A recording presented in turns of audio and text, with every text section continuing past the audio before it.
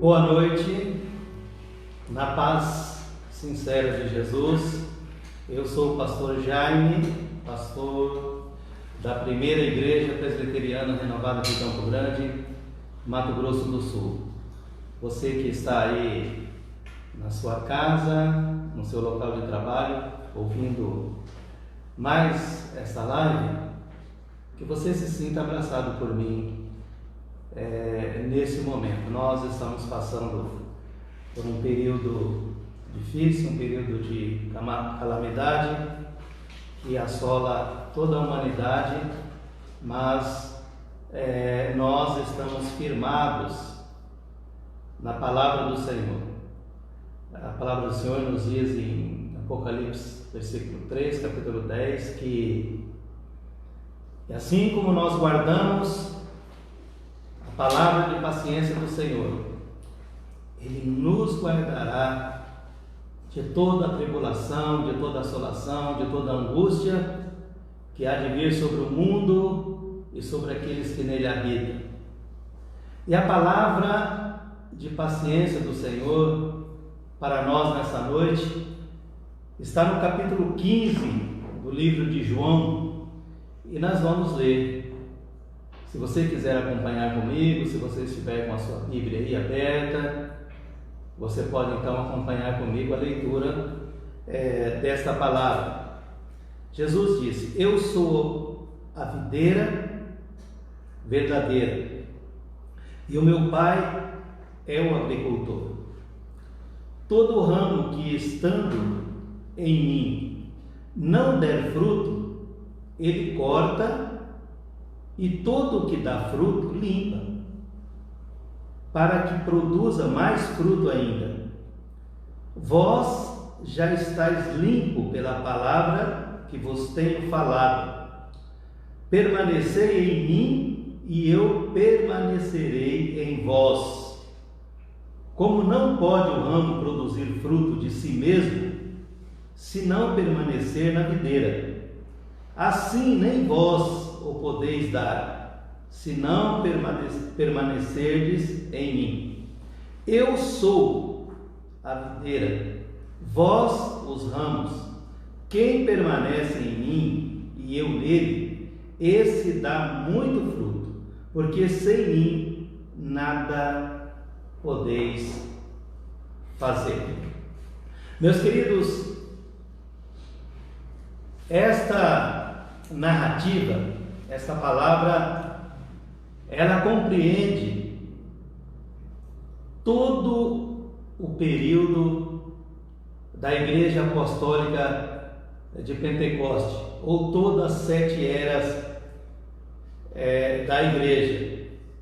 Ela é uma palavra para o nosso tempo, ela é uma palavra para nós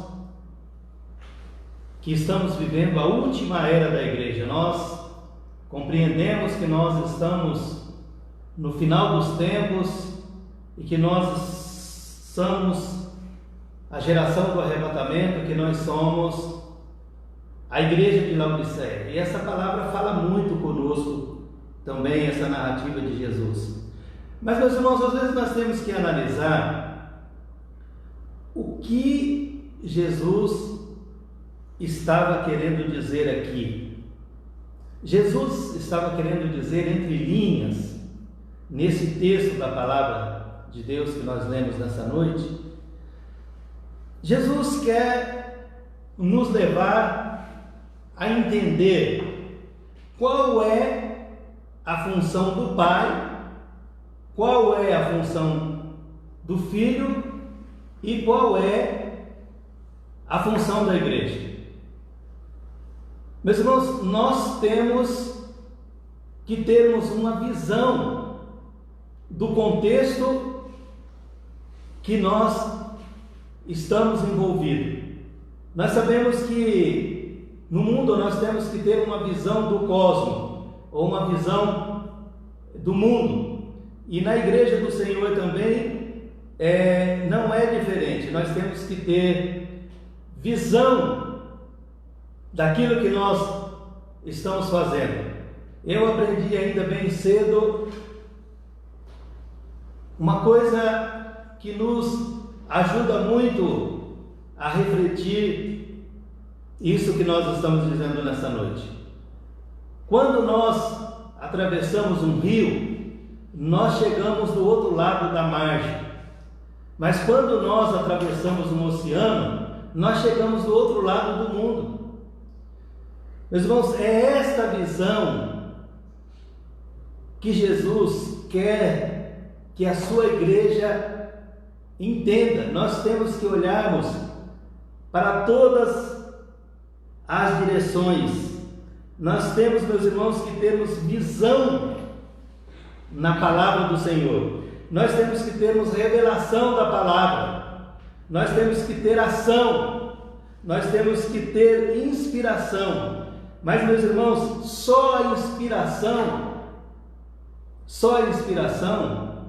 às vezes, não nos leva a lugar nenhum. Porque a inspiração é a vontade de fazer.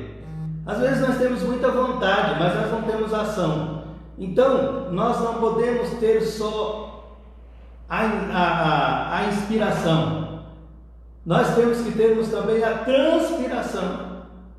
O que é a transpiração? A transpiração é o tempo que nós vamos gastar. A transpiração é o esforço que nós vamos fazer. A transpiração é o suor que vai derramar do nosso rosto. A transpiração é o foco. É aquilo que nós vamos estarmos centrados. É aquilo que nós vamos focar. É o norte que nós vamos olhar para poder realizar a palavra do Senhor. Nós lemos aqui sobre a videira e os seus ramos, a história da árvore, de uma árvore, a história de uma árvore nos remete também até o Jardim do Éden. Nós sabemos, meus irmãos, que no Jardim do Éden tinha duas árvores.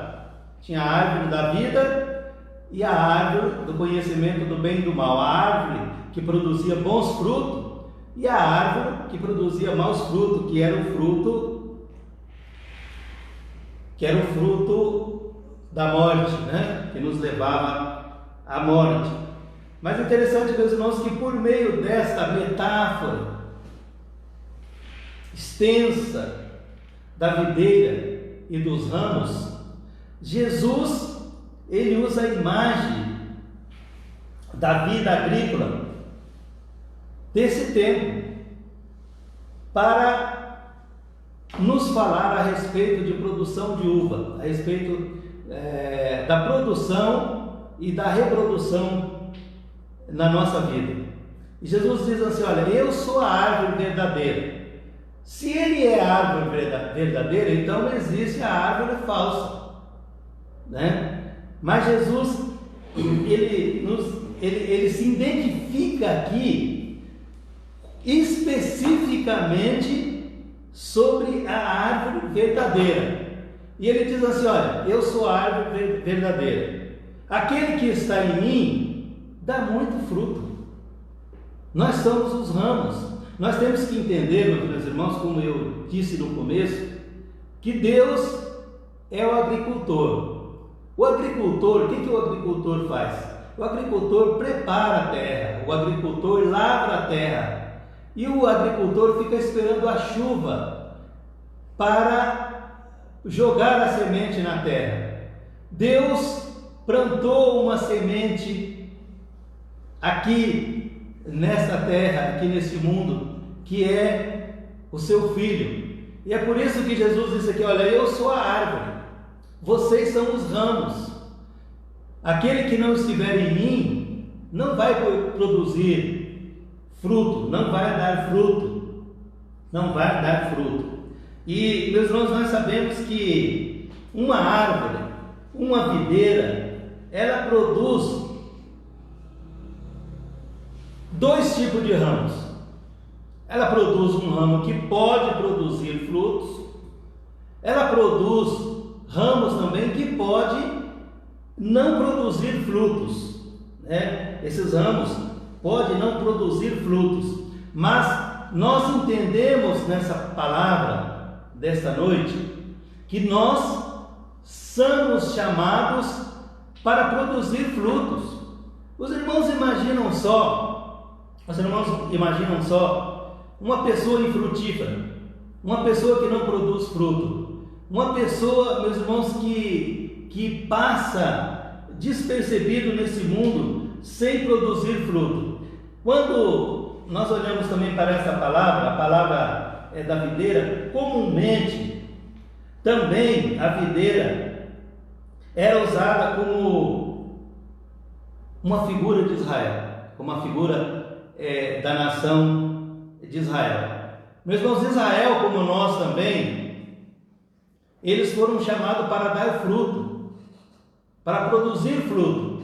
Eles foram chamados para quê? Para que eles fossem os representantes de Deus nessa terra, para que Deus pudesse ser conhecido através das outras nações, através de Israel, que era exatamente o sacerdócio de Deus, a nação peculiar de Deus, a nação que deveria representar a Deus aqui nessa terra. Então a nação de Israel, ela seria os olhos de Deus perante as outras nações. Com nós também, conosco também, com a igreja também, não é diferente. Nós somos os olhos de Deus. Nós temos que produzirmos fruto, e não só produzir fruto, nós temos que produzir frutos e nós temos que reproduzir os frutos. Eu gosto muito, meus queridos irmãos, eu gosto muito de João 15, 16, quando a palavra diz assim, que nós devemos produzir fruto e fruto que permaneça, né? Frutos fundamentados na palavra, porque nós sabemos que tem fruto que não permanece, ele cai da árvore, ele não chega a produzir e nem a reproduzir, mas nós, como igreja do Senhor, nós temos que produzirmos fruto para agradar a Deus, nós temos que cumprir a nossa missão, nós temos que ter uma visão do nosso chamado, nós temos que termos, meus irmãos, uma visão da nossa missão aqui neste mundo. Será que nós vamos passarmos por aqui e quando nós chegarmos lá, nós vamos chegarmos de mãos vazias para Deus? Quando nós olhamos para a nação de Israel, nós encontramos, meus irmãos, no livro de Mateus, capítulo 21, versículo 43, Jesus olhando para a nação de Israel que não produzia fruto, o que ele disse? O reino de Deus vos será tirado. O reino de Deus vos será tirado. Qual reino? O reino de sacerdócio. O reino de Deus vos será tirado e será dado a um povo que produza os respectivos frutos. Os respectivos frutos. O reino de Deus foi tirado de Israel, o sacerdócio de Deus, e foi dado a quem? Foi dado à igreja. Será que nós estamos repetindo? Será que nós estamos repetindo aquilo que Israel produziu? Será que nós estamos agradando os olhos de Deus? Será que nós estamos produzindo os frutos que Deus confiou nas nossas mãos? Será, meus irmãos, que nós estamos na videira verdadeira?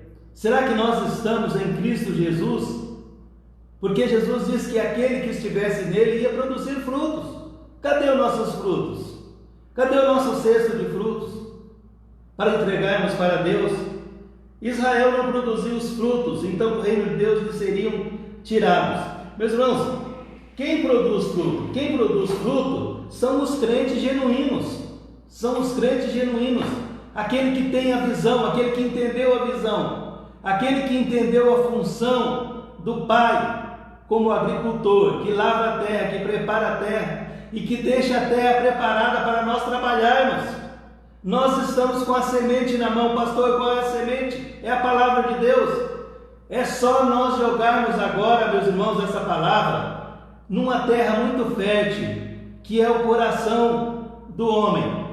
Você vai falar, pastor, mas eu estou num lugar difícil de trabalhar, eu estou numa cidade pequena, eu estou num bairro pequeno, eu estou num bairro que eu tenho muita dificuldade de trabalhar, eu estou numa terra estéril que não produz. Não, meus queridos irmãos, toda a terra produz fruto, ela tem que ser trabalhada, ela tem que ser adubada, e Deus já fez isso, Deus já adubou, Deus já trabalhou a terra. Não existe, meus irmãos, igreja pequena, não existe igreja grande, existe igreja em crescimento. Nós temos que entender, meus irmãos, que nós temos que crescermos diante de Deus, nós temos que nos desenvolvermos, nós temos que produzir frutos para Deus, nós temos, meus irmãos, que gerarmos fruto para Deus. Mas para gerar fruto para Deus, nós temos que termos planejamento, visão, organização. Os irmãos se lembram da parábola dos talentos? Os irmãos se lembram? A parábola dos talentos, ela se encontra no livro de Mateus, no capítulo 25, a partir do versículo 14. Pastor, o que é talento? Pastor, o que é talento? Não, talento é habilidade, é uma habilidade natural, né? E você não pode dizer que Deus não te deu nenhum talento. Você não pode dizer que Deus não te deu nenhum talento. A Bíblia diz que nem o louco vai errar o caminho. Você não é louco, eu não sou louco, nós somos loucos, mas pela palavra de Deus. Então, nós devemos semear a semente. Nós temos talento, Deus nos deu talento, Deus nos deu habilidade para trabalharmos, para falarmos. Deus nos deu uma boca para que nós possamos abrir a nossa boca e possamos pregar a palavra de Deus, possamos levar a palavra de Deus para as almas sedentes. Nós estamos vendo aí, meus irmãos, essa calamidade. Nunca teve uma época tão oportuna de nós chegarmos e pregarmos a palavra de Deus e dizer que tudo isso que está acontecendo nos nossos dias é cumprimento da palavra do Senhor. Nós somos, meus queridos irmãos, a geração do arrebatamento, e nós temos a responsabilidade de pregarmos a palavra do Senhor. Nós temos a responsabilidade de levarmos essa palavra para aqueles que ainda não conhecem.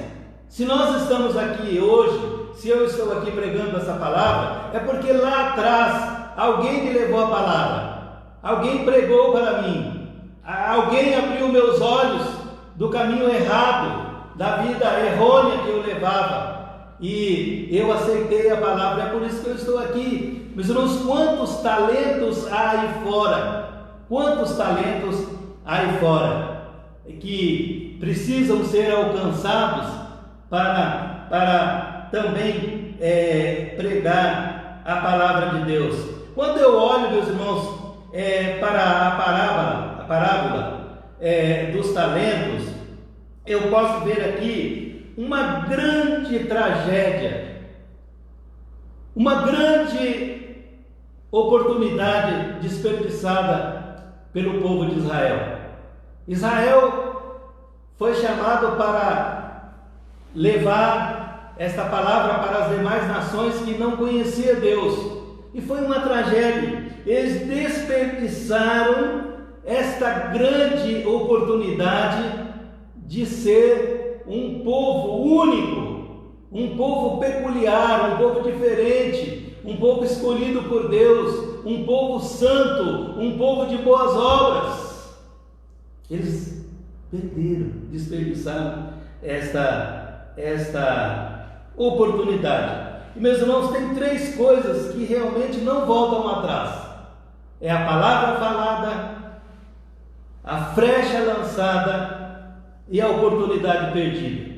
Meus irmãos, que Deus tenha misericórdia de nós como igreja do Senhor, para que nós possamos ter uma visão de reino, uma visão de que Deus nos chamou para pregar a sua palavra. E nós não podemos, meus irmãos, perdermos esta rica oportunidade de levarmos a palavra do Senhor para aqueles que não conhecem. Muitas pessoas hoje, muitos cristãos hoje, eles estão confinados em casa. É uma grande oportunidade que Deus está dando. Você pode falar com o seu vizinho. Eu conheço tantas pessoas que têm vontade de fazer missão transcultural, ir para a África pregar a palavra de Deus, ir para o Oriente Médio, ir para outras nações. Isso não é errado, não. Mas, meus irmãos, a nossa missão começa na nossa casa. E eu sempre falo, a igreja mais difícil de pastorear é exatamente a nossa família. Nós temos a oportunidade agora de pastorearmos a nossa família em primeiro lugar. O que Jesus disse? Nós devemos começar primeiro em Jerusalém, né? Depois na Judéia, Samaria e aí até os confins da terra. Mas primeiro nós temos que evangelizar a nossa casa, pastorear a nossa família, os nossos filhos. Olha aí a oportunidade de estarmos em casa para falarmos com os nossos filhos e com a nossa família. Olha aí, meus irmãos, a oportunidade. Às vezes a gente quer fazer uma missão tão longe, pregar do outro lado do mundo, fazer uma missão transcultural. Eu já disse que não é errado. Mas será, meus irmãos, que nós evangelizamos o nosso vizinho? Será que você deu bom dia para o seu vizinho hoje, quando você cruzou com ele? Será que você cumprimentou ele? Será que você falou de Jesus para ele? Então, primeiro, meus irmãos, nós temos que evangelizarmos em primeiro lugar o nosso vizinho, para depois a gente começar a ir mais longe, primeiro os de perto, depois os de longe. Essa é a oportunidade que Deus nos dá. E quando nós analisamos essa palavra dos talentos, a gente pode ver aqui que a recompensa, meus irmãos, não está baseado nos resultados, na produtividade, mas está baseado na fidelidade. Será, meus irmãos, que nós estamos sendo frutíferos? Será que nós estamos sendo fiel? Às vezes Deus não está preocupado com tantos resultados. Deus não está preocupado, meus irmãos, com quantidade. Deus às vezes está preocupado com a nossa qualidade, né? Com a nossa qualidade, com a nossa fidelidade a Deus. Meus irmãos, nós temos que sermos fiel a Deus. Nós temos que sermos crentes genuínos. A igreja do Senhor foi chamada para levar essa palavra às pessoas que ainda não conhecem Jesus, não conhecem a história de Jesus, né? As pessoas precisam conhecer a história de Jesus, essa história maravilhosa. Você precisa dizer para as pessoas que Jesus preferiu morrer do que viver sem nós na eternidade. Bendito seja o nome do Senhor, bendito seja o nome do nosso Deus, bendito, meus irmãos, seja o nome do nosso Deus que confiou em nós, como diz o apóstolo Paulo, que ele dava graças a Deus, que julgou ele digno de pregar essa palavra. Meus irmãos, eu às vezes olhando para mim, eu me sinto indigno de estar aqui pregando. Mas, por quê? Porque eu sou um pecador. Mas a Bíblia diz que aonde abundou o pecado na minha vida, superabundou a graça de Deus. E pela misericórdia de Deus, eu estou aqui pregando. Pela misericórdia de Deus, você também pode pregar. Você pode levar essa palavra para as pessoas que ainda não conhecem. Nós, meus irmãos, precisamos cumprir a nossa missão.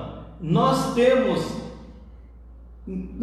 na nossa vida momentos que nós podemos levar a palavra, pregar a palavra. Esse é o momento, esta é a hora. E a hora, meus irmãos, é agora. Nós não podemos perder essa oportunidade, nós não podemos dispersar na pregação da palavra. Nós não podemos, nós temos que estarmos unidos. A igreja não pode estar dispersa, a igreja tem que estar unida. Jesus orou pela unidade da igreja. Em João 17, Jesus faz uma oração pela nossa unidade, né? Pela nossa unidade. Ele diz: assim como Ele e o Pai é um, que nós também possamos ser um neles. Por quê? Porque assim nós vamos cumprir a nossa missão, né? De sermos produtivos, de não sermos infrutíferos. Nós vamos sermos ramos que produza os respectivos frutos. Meus irmãos, que Deus possa te abençoar você, que Deus possa abençoar a sua família, que Deus possa abençoar a sua vida, aonde você estiver, que Deus possa te abençoar, em nome de Jesus. Amém.